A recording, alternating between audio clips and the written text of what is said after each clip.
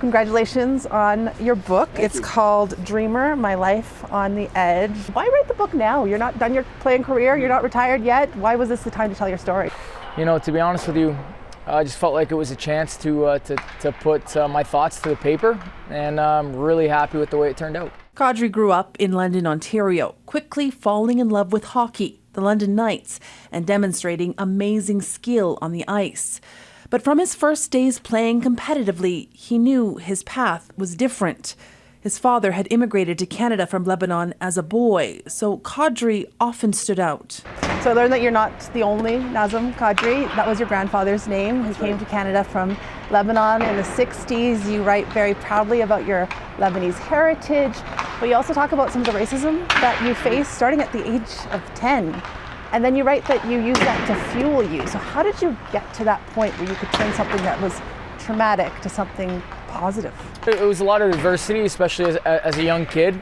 You don't quite understand how to navigate that subject particularly, so I had to lean on my family lots. And you know, I was always a guy that wanted to prove the doubters wrong, and that was something that I found motivation out of.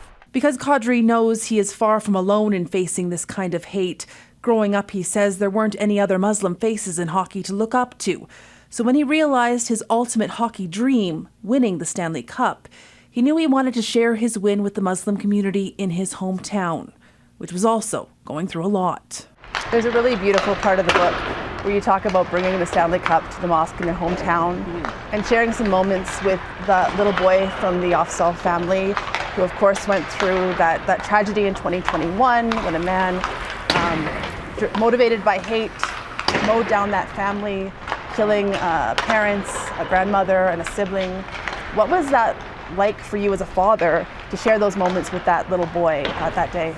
It was special for me. Obviously a very traumatic and tragic situation. That was one of my favorite moments of bringing the Stanley Cup to my hometown, was just being in a private room with these kids and having the Stanley Cup on the table, and you could just tell how mesmerized they were. And you saw yourself in those kids?